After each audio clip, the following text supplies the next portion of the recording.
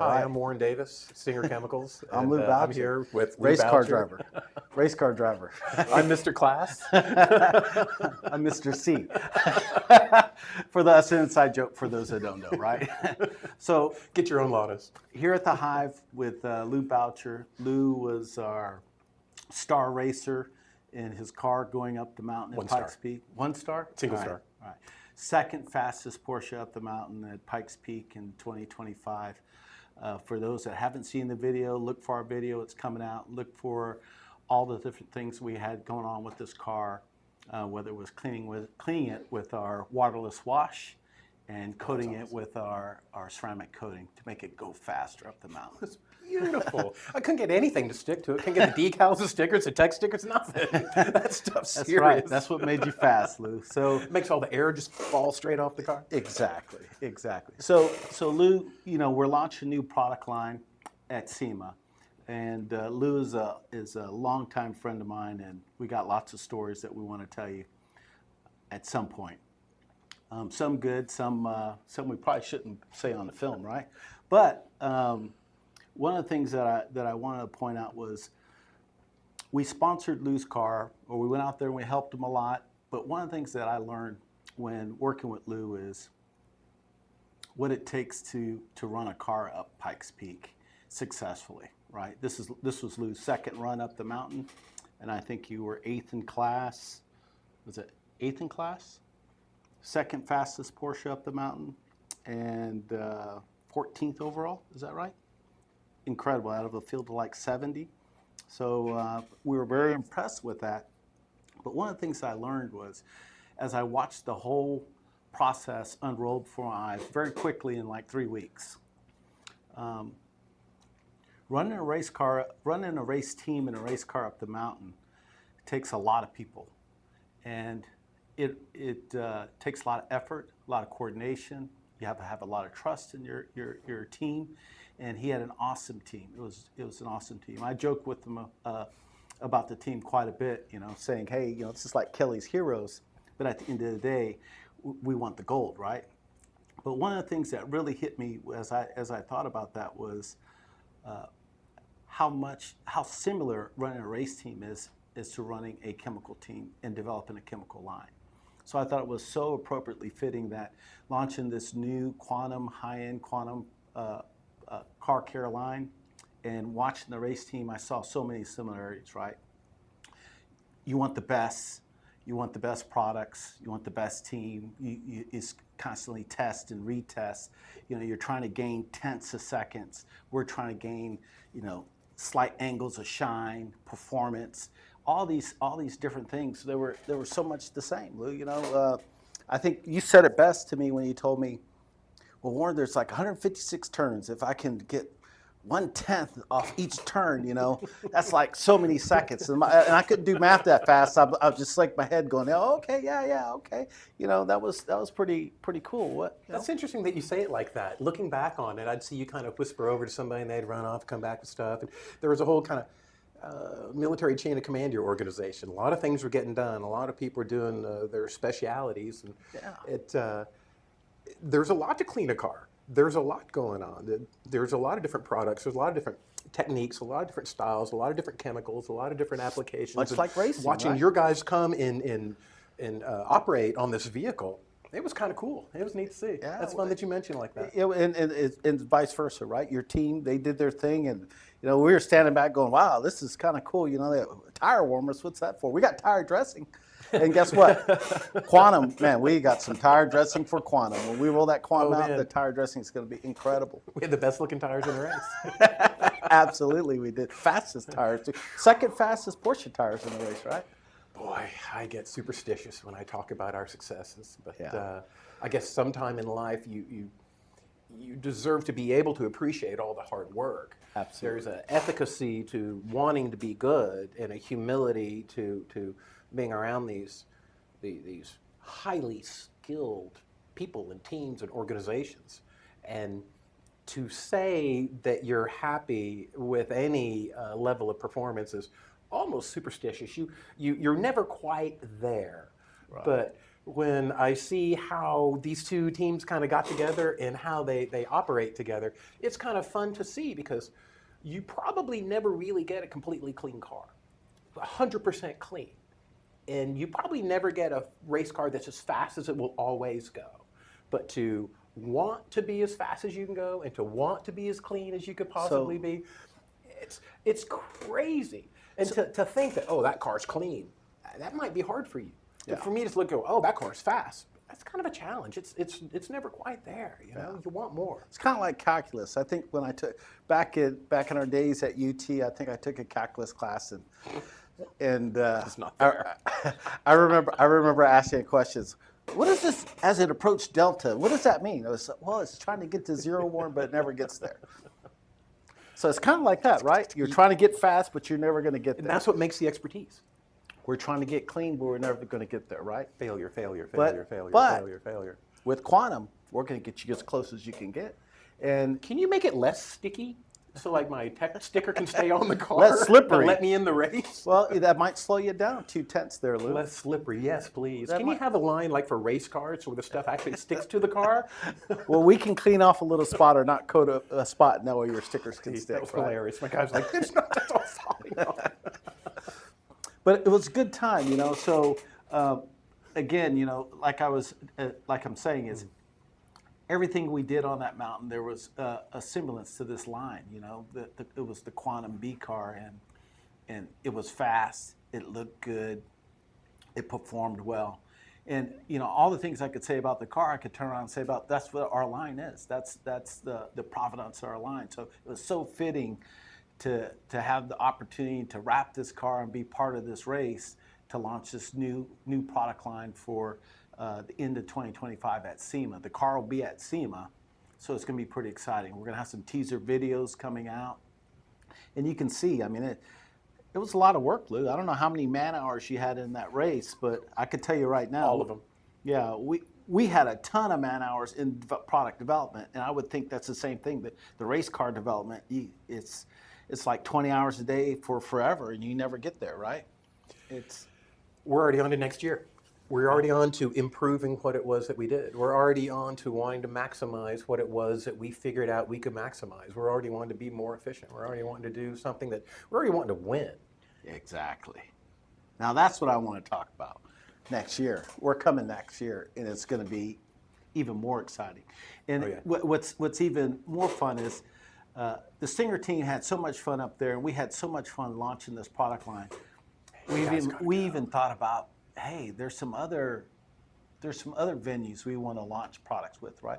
We're talking about Bonneville, going out to the Salt Flats. Oh, yeah. Right? Land speed record, fast, corrosion-resistant products, right? We got a lot of things we want to bring out that gonna be we're gonna launch at Bonneville. Bonneville is going to be a blast, right? Oh yeah, oh yeah.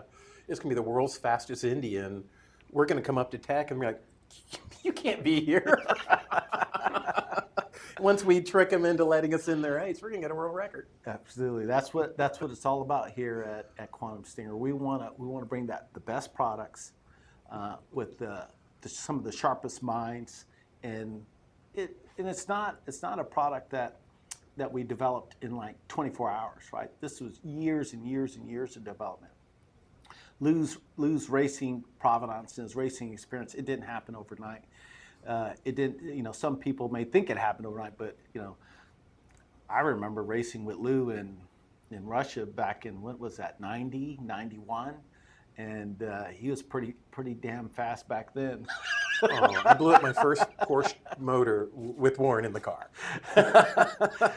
So you know, lots of years of experience. It's so fun that we can finally get together and use a venue to put all this out there. You know, whether it's building these cool new products that we got in cool race cars, and putting it out there in a cool video format where everybody can experience and see. So we have a lot happening there.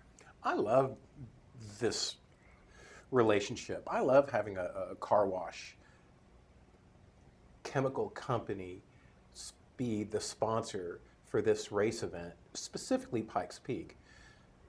Guys, girls and guys, this car was perfectly clean when it started the race. And we ran this car for the event, and we're going to clean it. We should vacuum out and see how much dirt is in the car just from running the event.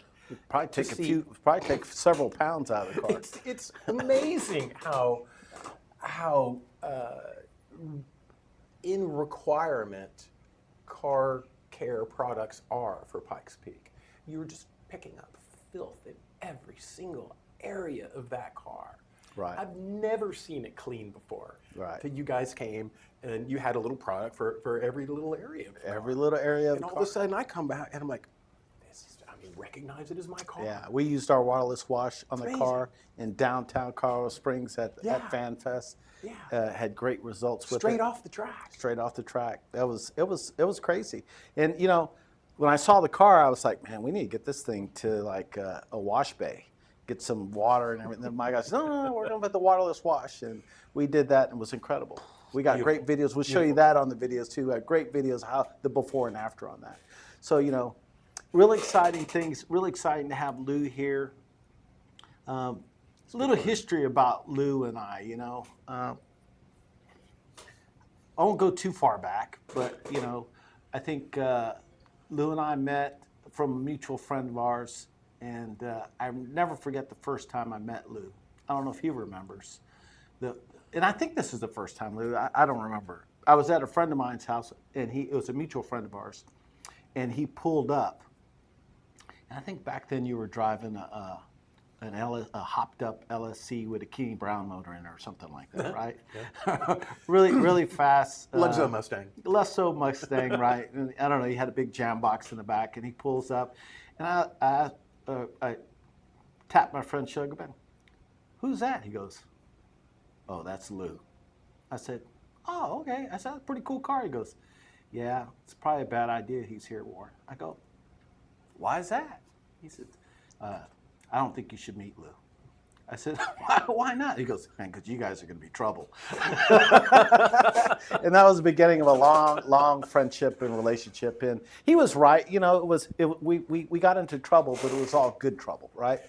I remember walking in and seeing our mutual friend and being introduced to you. And our mutual friend turns to me and said, this guy's a bad guy, stay away from him. You two stay away from each other. And I respected my friend so much that I just figured he knew what he was talking about. So I never even interacted with Warren for another year. I just seemed like, my friend said, yeah, he's a bad guy, don't. Yeah. And we realized our friend realized that we wouldn't talk to him anymore. No, it ended up being a great relationship we've got who knows how many continents and traffic tickets and Millions of miles. Speeding lights, millions of miles. You know, I've traveled probably with Lew around the world a lot. And we raced in a lot of places, right? Back before they even had street racing. I think maybe we invented street racing. I don't know. In several other countries, absolutely. Exactly. We brought it to a lot of countries. I can dare you tell you that. You know? Russia was the first one. The racing Ladas. Yeah, we did the racing Ladas, and we did quite a bit. But Lew, again, I'm so proud of you and your accomplishments as a driver. And we can talk about all the cars that were at Pikes Peak and how well you did against them. But you know, we can the car and your car. But the what I saw being the difference was the driver, right? It was, you know, all these cars were incredible cars. I mean, I think all these cars were incredible. And I looked at the car and said, I could drive it up the mountain. I think I could be a Pikes Peak driver until I saw the video from the inside camera. I said, no, I think I'm better off on the outside, right? But the difference was your driving skills, right? How you honed them over the years, and obviously there was a lot of work in that, right? That didn't happen.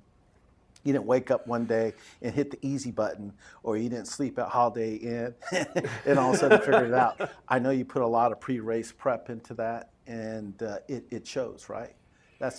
It's interesting that you say that. See, from my perspective, you can look back and see a lifetime of work. But the lifetime of work was just interest and passion and hobby and curiosity. Well, it's not work. Interest, it's not right? work when it's passion, right? I don't even have a function of, well, there's been effort. Yeah. Obviously, effort. But to me, it's always been about the cars. It's always been about the car. I've never really been part of the organization. It's always been about the vehicle. And that Porsche 911 chassis, it'll do what you tell it, and it's captivating. It's fascinating. It's a wild experience to see. So when I signed up for Pikes Peak the first time, I signed up as my car, kind of. My car wants to go, and they're like, "That's interesting, but who are you?" I remember when you signed up for. I remember when you signed up for Pikes Peak. First, you called me. And goes, "Hey, I'm gonna do Pikes Peak." I said, "Yeah, do it." And he goes, "But this and what about that? And what about this and what about that?" And I'm like, I said, "Lew wants to do this." I'm thinking. I said, "But he needs more confidence, right?" So I remember we were talking one day. I said, "You know what? I'm going to put you in touch with a friend of mine, Ron Hope." Oh, it's great. And my thought with you speaking to Ron Hope, who's Ron Hope passed away, was a great friend of mine and a great customer, right? Incredible gentleman, right? Those that were lucky enough to know Ron will always say that. But I never forget my thinking, my thought process. So I said, well, I got to play a little bit of psychologist here. There's some tension in Lew's voice. So I'm listening to him. I said, let me get Ron on the phone. So everybody that talks to Ron knows Ron is like the coolest cucumber there is, right? Oh, yeah. He can calm anybody down with his tone, his voice, and his knowledge. Gentleman champion. And I said, Lew, you got to meet this guy. I think he'll take you off the cliff, bring you down, bring you back down. It's racing. You're going to get through tech. Your car will be okay. Oh, yeah. How do I? Let's focus on the important things. And Lew was lucky enough to go out to Bonneville. That was great. And experience Bonneville with Ron. And unfortunately, I wasn't able to go that year. And that was the last year that Ron went to Bonneville, I believe. But we're going to go to Bonneville next year. And I want to get a record. Oh yeah, and I want to celebrate Bonneville with Ron's spirit out there, right? His son Brian will be out there, and his family. It's a family event for him, so I look forward to doing that. And we're going to have some cool, new, exciting products for that too. So I love this car thing, right? Car racing, car events, and just like you say, it wasn't work developing your racing pedigree. Developing products. It's not work. I mean, countless hours in these products. But, trying to get that soap to do just this, or trying to get the shine to be just this. Today, out in our testing facility, we had 4 guys yesterday and this morning testing products. And when I go out there, it was probably 98 degrees, probably felt like 198 degrees out there. They were sweating, they were soaking drenched, but they were testing different products for this line we have coming out. And they are so keen on, we had the chemists out there, we had everybody out there. It was really unique. And I'm looking at it, and I'm like, well, no, we want it to be a little more of this, we want it to be a little more of that. And I'm like, wow, these guys are really dialing this in. It's like dialing in a car, right? You got the guys out there. The driver says, no, it's it's pushing a little too much in the corner, right? Our guys are out there. No, the foam height is not quite right. It's breaking down a little too much. No, it's not clean enough. It's not shiny enough. So all those things, and even Luis back there behind Luis behind the camera back there, he's finally smiling now. I'm trying to keep him from going to sleep back there. But Luis back there was filming a lot of this, and I think maybe we can have some outtakes on that in the future about what it actually is to do all this testing. Because our products, just like Lew's race car, you have to dial them in if they're going to perform, right? A little tweak here, a little tweak there makes the difference between a product's going to. That's interesting. So you see the product and the foam, and you see the shine, you see the functions that do the different attributes. But when you tell your story, I'm seeing all these curious scientific people taking apart this thing. So we almost have the same predisposition. I see all these I see all these cars. Yeah, I want to drive that. Yeah, that'd be cool. I see mechanics. Oh, you're talking about gear ratio and all that. I'm like, oh, okay, whatever, man. Give me an automatic. If I step gas, brake. Right, Okay, right. And I'm like, which car wash? Right. And I'm like, no, don't go to that car wash. Go to this car wash. Don't use that chemistry. Difference. Oh, that made a big difference. Yeah. So a lot of semblance in our industry, in the racing industry. So I think our alignment in the racing industry is something we'll keep going in the future. And Lew will be a big part of that, and his cars and his team. And I think next year we're going for a win. Oh, yeah. Right? Yeah. Maybe a couple wins. We're going to go for 2 wins. You know, Ron Hope said something to me that when I was kind of in the throes of needing some stability guidance for getting through tech at Pikes Peak. He said, Lou, I've been going to Bonneville for 34 years or whatever it was. And these records, I work on my car all year long. In some reason, I find myself staying up all night working on my car the night before the race. And that's when I knew what he was imparting on me was no matter what it was I was dealing with, there was going to be more. And there was going to be a reality that is, you're never done. It's Delta. You're never done until they throw the checker. It's Delta. Yeah. You're approaching Delta, right? You're never quite there no until they matter throw the flag. how far you come, you still got this little bit left to get there, right? And you know that's racing. I think and that's life. That's life for a lot of people. That's what makes it special. Yeah. Exactly, right? These connections, yeah. Right. And I look so much forward to more racing events, different racing events, because you know I definitely have the bug, and I think my team has the bug. It was a fun time. My wife loved going out there. She loved the Broadmoor. So You mean Buckingham Palace? she loved the Broadmoor. I think next time we're gonna have to do like the Holiday Inn Express. How much is the mountain? No, just the whole mountain. I don't want to stay in the hotel. Just sell me the mountain. It'll be cheaper. We're gonna change things up next year, right? We're gonna go. Yeah. So That's interesting. So if you want to go do Pikes Peak and you want to bring a Porsche, you better bring a car that is in a person that's quicker than me. It's a highly, highly competitive industry, and you want to come and participate and test yourself into this world of glory. Then it's the environment, and you guys are equally as competitive in the chemical industry. Oh, absolutely. To win and make that finest product. And so when we get together, everyone's sort of. It helps me understand why everyone's on the same timber. Oh, yeah. Right? They're absolutely highly competitive individuals. Very competitive. You know, we're very competitive here at Stinger and Quantum. You know, our line, we're very proud of it. We got hours and hours and hours of research, and you know, just to pick the fragrance. You would think that's pretty easy. You'd think you'd pick up and smell this fragrance and smell that fragrance.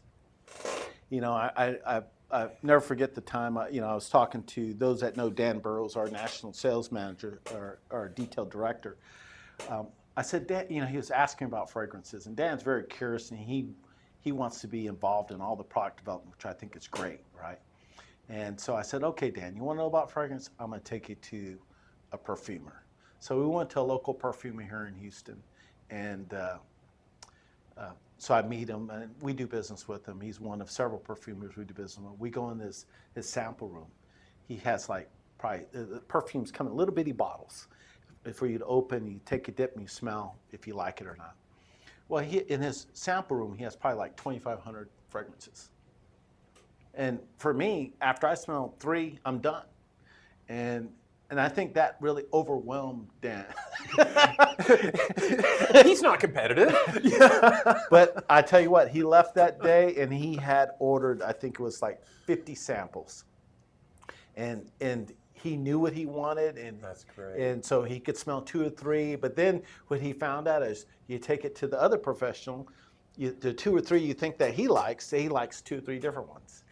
So you're never quite there. So you have to kind of tune it, right? Tune it, right? It's just like a car, right? Just like a car. Right? If I put you in a car, you say, "Hey, this is perfect." Put the next driver in the car, he goes, it's lagging here, it's not responsive here, it's pushing here, it's whatever, right? I had the guys raise my gas pedal an 1/8 of an inch, and we went handfuls of seconds quicker with something that they didn't know. They couldn't sense. You can't see it. They don't know it's a feel. Can't you just slide your seat forward? It's the most subtle environment. Can't you just put more, I don't know, fragrance in it? No, it doesn't make it better. No, it doesn't. Yeah. No, that's it. It's the balance. It is. It's a balance, right? And you get into these things, and they become something that came from somewhere. And the sophistication of the end product is very, very high. It's not like it just came to be. No. You don't just make a change because it has evolved into an organism. That's exactly right, Lou. You're right on, and that's product development, right? Product development is sometimes you get lucky and you do something and it comes out and it's perfect, but that's a rarity. It makes you look good. Normally you get in the ballpark, right? And you say, oh, well, we just need to tweak it a little bit. And that just tweak a little bit turns into 25 tweaks later, right? And you're getting, maybe you went too far, then you're coming back the other way. So it takes a little bit of time, and that's what great products are made out of, right? That's what great race cars are made out of. No race car came out and it's just perfect. I watch a lot of F1, and you see it in F1, right? You see these guys come out, they dominate one season, and then 4 months later they can't win a race. Yeah, one time. Yeah. What happened? Yeah. Right. Yeah. What happened?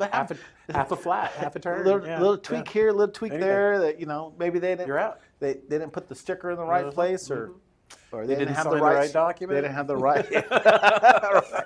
So so that it's real unique how racing, setting up a race car and winning a race is so much like building a product line and trying to make that product line successful. It's so many moving parts. It's just something you can't explain, right?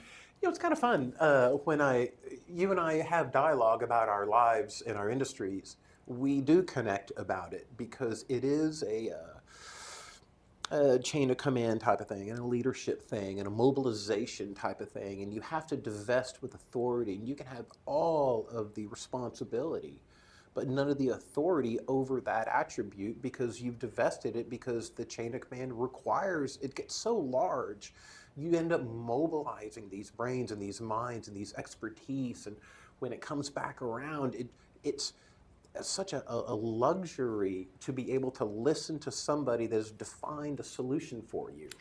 Lou, you say that very well, in that what I call that, that's a very eloquent statement. You have to learn to trust your people. It's hard. It's very hard.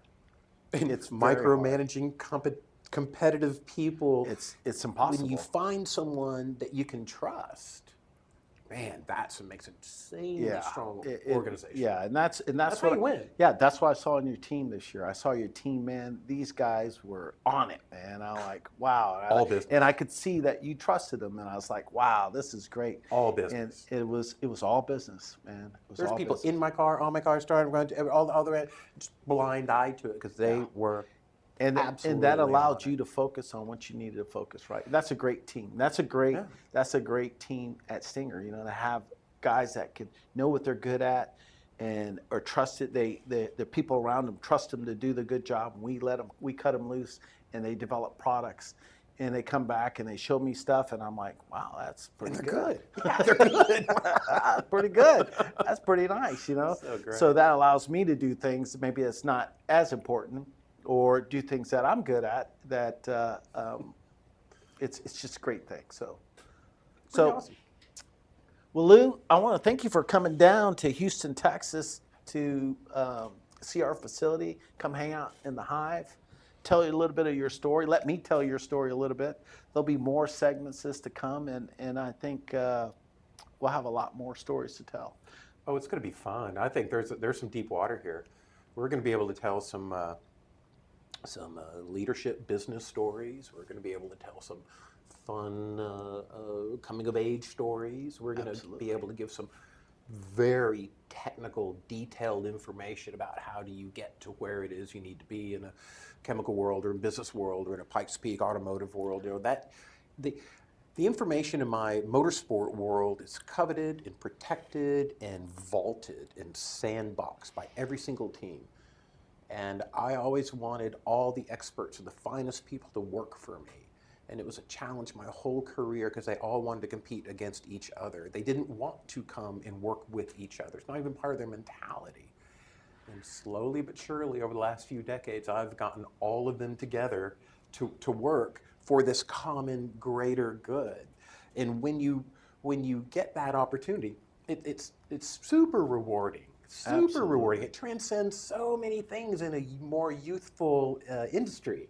Yeah. It's cool stuff. So we're going to be able to give you guys lots of information that we felt we've accumulated over the years in Absolutely. You know, we do that, Lou. competitive environments. Yeah, be we- it family, be it business. We be do it a little whatever. bit. We do a little bit with our training series. You know, our training series here at Stinger. We do a little bit of that. We have business classes to try and teach young business entrepreneurs that want to open a detail shop or a ceramic shop or whatever they're trying to do, and we teach them how to run a business, right? We teach them how to detail cars, how to do paint correction, how to dry sand, wet sand, whatever it is when it comes to car. The only thing we don't teach them is how to race a car, right? But if they want to clean a race car, we can teach them how to do that, right? Think about how that's a lost art. That's another lost art. The Boy Scouts used to go door to door and sell candies, and the Girl Scouts would sell cookies. And you learn how to sell, you learn how to produce, you learn how to develop, you learn through mistakes, you learn and you develop business acumen through failure. And you're giving these guys this opportunity that it doesn't really exist in many areas anymore. No, COVID especially has shut now, down, individualism has. Oh, yeah. Uh-huh. You know, especially That's now. kinda cool. You know, the sales side is Think how good they're going to be. The sales side is very interesting, and you say that you talk about Girl Scouts and selling cookies and all that. You know, I always thought some of the best salesmen were these Kirby vacuum guys. Oh, they're terrific. They're terrific. I'd never forget. Quick story. Tell you forget. Living in Austin off Shoal Creek, right? Kirby vacuum guy comes around, and he's selling me hard. And you're a hard sell. by no means was I going to buy a $1,200 vacuum. But I'm all about the demo. So he starts demoing this Kirby vacuum, and I'm like thoroughly Well, you don't impressed. even clean the back bedroom. You know, no, they clean they put like a towel and they do your mattress, and all this stuff comes out of your mattress. They do your car, and they show you all this stuff, and I'm like, well, that's pretty interesting. It's just, you think I could try it out for a couple days? He goes, matter of fact, we have a trial program. I'll be back it's like a Friday. I'll be back on Monday and pick it up. Or you can buy it on Monday. I said, okay. Yeah. Well, I forgot to tell him I was going out of town on Monday. So so the guy drops Kirby vacuum Do you cleaner still owe off. the guy $1,400? No. He got his Kirby vacuum cleaner. It wasn't 2 days. It was 2 weeks later he got his Kirby vacuum cleaner back. And no, I didn't buy one, but I told him that's the best vacuum cleaner I've ever seen. That's I the bag full? Oh, the bag was full. I had emptied it, but I left it full so he knew that I used it. I hear people should not rent things to us. Cars, scuba equipment. gear. Yeah, those Aircraft? are aircraft. Yeah, that's probably a good bet. Don't rent anything to It's to gonna a be little okay. more. Just Yeah, skip over that one. yeah. We've had lots of signs that I've read before. Right? Do not. I remember we were at that one place. Hey Lou, look at we're at the You counter. need documents with our name on Yeah, them? and behind the counter it was this like 8 by 12 sheet of paper, and it was written in bold black Sharpie. Do not rent anything to Lew Bouchier or Warren Davis. I'm like, look at that. Public shaming. But guess what? They've rented us some stuff that day. They have, and I hear you still have some things to return. Yeah, I do. You know, yeah, I have a few dive lights I need to get back. We'll get them back to you at Tom's Dive Shop in Austin, Texas. We'll get them back to you. We're sorry, Warren, at Tom's Dive Shop. I promise you I'll bring those lights back one day. We'll bring him back on the Roatan dive. All right. Once again, Lou, anything you want to tell all these wonderful people out here in the automotive world? Man, you're dealing with some great guys. You're dealing with some great competitive people trying to make really good products. And there's an earnest attempt at being good, and it's just nice to deal with people like that. It's cool. Absolutely. We want to win. We want to be good. We want to make sure we have good products so our customers can win and have that experience, right? So that's what we do all day. And it's not work. You know, I think I tell all my people, they say, hey, you know, Warren, you know, when are you going to retire? I said, when it's not fun for me anymore, when it feels like work. And it doesn't feel like work, right? I'm like man, one of the this is a first great in. group. I'm one of the first in and last out. You know, it's like the first year the Texans came, we had a tailgating team, and it was called Philo. And I'll tell this quick story, and then we can move on. Philo, first in, last out. And we had one of my employees, his name was Doc Holliday. Doc Holliday was probably the best Texan fan there was. And he says, boss, we're going to do this Philo thing, and it's first in, last out. Just see if you're going to sponsor us a little bit. I said, yeah, I'll sponsor a little bit. I bought season tickets like everybody else in Houston and all that stuff. And so we'd go to the games. And I remember I looked up one time and I said, well, this is getting a little out of hand. We had 100, 150 people. We had a live band. I think we had a big, we carved, one of our employees carved a big, had a block, huge block of styrofoam. And he was an artist, and he carved the head of the Texan bull, painted it with this acrylic enamel that hardened it, cut out, we put a spiral thing that went out, and we said, kiss the bull. And what it was is we'd pour shots in there, and you go up to the front of the bull, and you kiss the bull and get the shot. And it was out of hand when I looked down one day, and I said, man, we probably poured 50 bottles of booze that day, that tailgating party, along with all the beer and everything else, right? That's just what we did. I'm like, oh, we got to stop this. And so that was. I didn't know we were telling stories like that. That wasn't a bad one, was No, it? that's a public arena football game. I think it's okay. Yeah. Did I tell you when we took the lights out at the arena? We won't talk about that one. Yeah, I was in Austin. I was not in town. Balloons? What balloons? I don't know what you're talking about. Mylar? It's conductive? All right, guys. Well, Luis, I think we've told enough today. Did you get enough content for us today? Oh, yeah. All right. All right. Uh-oh. You see, that's an evil smile right there.